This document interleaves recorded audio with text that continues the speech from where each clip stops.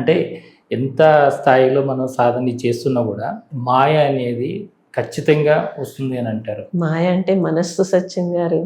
మాయ అంటే బయట నుంచి వస్తుంది అనుకున్నారా ఏంటి? బయట నుంచి అని కదండి, ఇప్పుడు మనం చేసే పని మనది అనే మాయ ఏదైతే వస్తుందో అదే మనస్సు అండి. నాదిలో ఇరుక్కుంది మనస్సు. అవునండి కదా. చాలా మంది మాయ అంటే మాకేదో కప్పేసింది కమ్మేసింది అనుకుంటారు.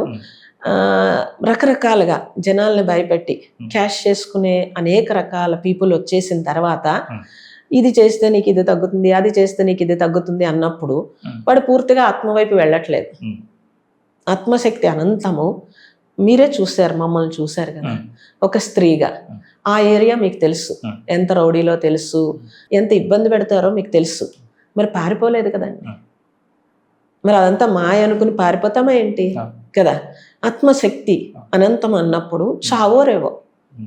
ఈవెన్ శివుణ్ణి పెట్టేటప్పుడు కూడా నేను చాలా ప్రమాదం జరిగింది నాకు యోగులు ఎప్పుడో చెప్పారు, నువ్వు తీసుకున్నావు కానీ ఇది కరెక్ట్ కాదు, నీ ప్రాణం మీదకి వస్తుంది. ఆ తర్వాత తెలిసింది, ఎప్పుడు నాకు ఆ యాక్సిడెంట్ వెళ్ళి నేను ప్రాణం మీదకి వచ్చినప్పుడు నేను ఎంత పొగరగా చెప్పాను. అప్పుడు ఏం చెప్పానంటే, చావోరేవో శివుడు ముందు కానీ ఈ శరీరం ముందేంటండి అని అన్నాను. ఎప్పుడైతే ఇంకొక గంటలో నేను చనిపోతాను అన్నప్పుడు మనకు అర్థమవుతుంది కదండి, మనకు అర్థమవుతుంది.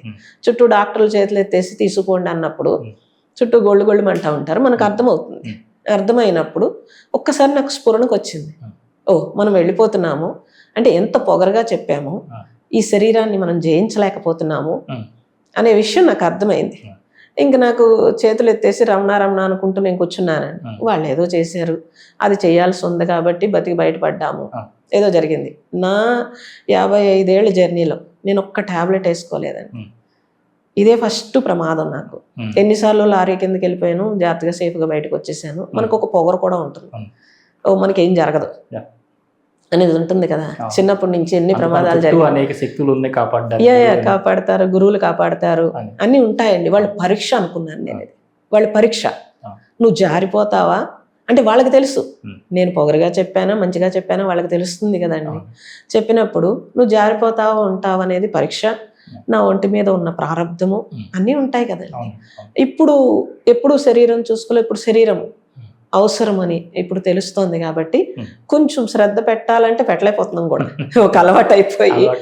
ఇప్పుడు కూడా నాకు ఆ థ్రెట్ ఉంది, అక్కడ విపరీతమైన థ్రెట్ ఉంది. కానీ ఆత్మ అనంతము కాబట్టి శక్తి అదే చేసుకుంటాం. అందుకని ఈ మాయాశక్తుల మీద మనకేమీ లేదు కాబట్టి ఉంటే ఉంటాం, పోతే పోతాం అనే పరిస్థితి తప్పించి, ఇది నాది అనుకుంటే భయం వేస్తుందండి. ఈ ఆశ్రమం నాది అనుకుంటే నేను ఎంత కట్టాను కాబట్టి నేను పర్మనెంట్గా సచ్చే వరకు ఇక్కడ ఉండాలని నాకు అనిపిస్తుంది. నాది కానప్పుడు మనకి ఏ కార్యం ఉందో ఒంటి మీద ఆ కార్యం ఆయన చేయించుకుంటాడు, అయిన తర్వాత తీసుకెళ్ళిపోతాడు కదా. అప్పుడు కదా ధైర్యం వస్తుంది. సో మనము మాయ అంటే మన మనస్సే అలా భయపెడుతుంది అని పీపుల్ తెలుసుకోగలిగితే కనుక, అందుకే ఆత్మవైపు ప్రయాణం చేస్తే ధైర్యం వస్తుంది. సాధన ఎప్పుడూ కూడా మీరు గృహంలో ఉన్నప్పుడు కానీ చదువుకునేటప్పుడు కానీ ఎవరైనా సరే అటువైపు ప్రయాణం చేస్తే, స్పిరిచువల్లోకి ప్రయాణం చేస్తే వాళ్ళ జీవితంలో వచ్చే ఒడిదుడుకులు ఏమైనా సరే వాళ్ళే పరిష్కరించుకోగలిగేంత జ్ఞానం వస్తుందండి. స్పిరిచువల్ ఆ జ్ఞానం ఉంది. జనం ఏమనుకుంటారంటే ఇప్పుడు ఇదంతా అయిపోయాక, రిటైర్ అయిపోయాక అప్పుడు చూసుకుందాం అనుకుంటారు. అక్కడ వస్తుంది తేడా. అందుకే మేము చిన్నపిల్లల్ని తీసుకొచ్చి వాళ్ళకి తెలియచేస్తున్నాం ఏంటంటే ఉత్తమ జీవన విధానంకి ఆధ్యాత్మికత మార్గం. కాబట్టి మన పెద్దలు చదువుకోపోయినా వాళ్ళ పెద్దలు చెప్పినట్టు అలా ఫాలో అయిపోయారు కాబట్టి వాళ్ళు ప్రశాంతంగా ఉన్నారు, 100 ఏళ్ళు బతికారు. ఇలాంటివి ఏమీ లేవు, రోగాలు లేవు, ఏమీ లేవు కదండి. మనం కొంచెం పక్కకు వచ్చాం, మళ్ళీ ఇప్పుడు ముందుకు వస్తే బాగుంటుంది. అంటే మీరు అప్పటి నుంచి మాయ అంటే మనసు అంటే మాయ అంట. అసలు ఈ మనసు అంటే ఏంటి? ఫస్ట్ జీవ లక్షణమే మనస్సు అండి. అంటే నేను ఆత్మని అని మర్చిపోయి మనస్సు ఇంద్రియాలని కదపడానికి ఒక సూక్ష్మ శక్తి మనకి. ఓకే, ఆ సూక్ష్మ శక్తి ఏదైతే ఉందో అంతరింద్రియం అంటాం. బుద్ధి, మనస్సు, చిత్తం అన్నీ కూడా అంతరింద్రియాలు కదండి. అవును. అది తెలియక మనం ఆ మనస్సుకి బయట భౌతిక ఇవన్నీ మీరు అంటించి అలవాటు చేస్తారు. అలవాటు చేసి ఈ శరీరమే నేనని మీరు అనుకుంటున్నారు కాబట్టి ఆ మనస్సుకి ఈ శరీరమే నువ్వు అనేది మీరు అలవాటు చేస్తారు. చేస్తే మనస్సు అందుకే గ్రాహక పరికరం అన్నారు పెద్దలు. గ్రహిస్తుంది, గుర్తు చేస్తుంది. అదే మనస్సు మీరు ధ్యానం చేస్తూ నేను ఇప్పుడు ధ్యానం చేస్తున్నాను, నాకు ఏ విషయాలు వద్దు అన్నప్పుడు ఆగుతుందా లేదా అండి? ఆగుతుందా లేదా?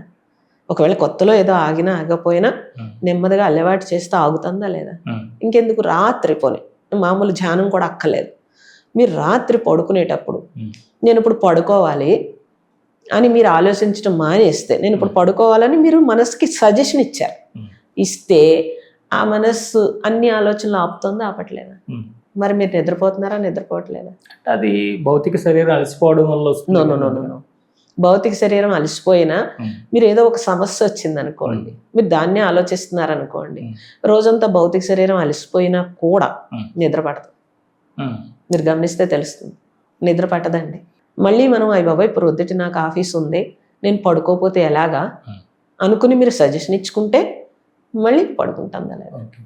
ఓకే, అలా మీరు మీ మనస్సుకి మీరు సజెషన్ ఇవ్వాలి, కానీ దాని గ్రిప్లో మీరు వెళితే, అందుకే సాధన అవసరం. సాధన దేనికండి? సాధన దేనికి? గురువు దేనికని చెప్పాను? మీ మనసుకే గురువు కదా. ఎందుకని? ఆ గురువు అంటే మీకు ఒక రెస్పెక్ట్, వాళ్ళ పట్ల పూజ్యభావం ఏదైతే ఉందో అది మీ మనస్సు లొంగదు. ఆ గురువుగారు చెప్తారు 108 సార్లు ఇచ్చేయి, లేకపోతే 10 సార్లు ఇచ్చేయి, లేకపోతే నువ్వు ధ్యానం చెయ్యి, చేసి నా దగ్గరికి రా అన్నారు అనుకోండి, అప్పుడు మీరు చేస్తున్నారా లేదా? మీ మనసే లొంగదు. కానీ ఈ రెస్పెక్ట్ ఏదైతే ఉందో, ఆ రెస్పెక్ట్, వాళ్ళ పట్ల పూజ్యభావం ఏదైతే ఉందో అది చేయిస్తుందా, చేయించట్లేదా? ఏది చెప్పినా మన మంచిగా చెప్తారనే భావన ముందు వస్తే అని వచ్చినప్పుడు చేస్తున్నారు కదండి, చేస్తున్నారు కదా. చాలా మంది నేనే చేసేసుకోగలను అనుకుంటారు. ఇప్పుడు పుస్తకాలు చదువో లేకపోతే సోషల్ మీడియాలో చూసో ఏదో ప్రయత్నం చేసేస్తారు. నాకు కూడా చెప్తారు, మేము కూడా ఓంకారమే చేస్తున్నామండి, మేము ఇలాగే మీరు చేసినట్టే చేస్తున్నామండి అని చెప్తారు. అయితే మరి ఇంకెందుకు వచ్చారు నా దగ్గరికి అంటే, పట్టు రాలేదండి అంటారు. మరి నేను చేసినట్టే నువ్వు చేస్తున్నట్టే పట్టు రాలేదని ఎలా అంటారు మరి కదా? అంటే అలాగే ఉంటుందండి. ఎక్కడో వింటారు, ఏముంది దాన్ని ఓం అండమే కదా అనుకుంటారు.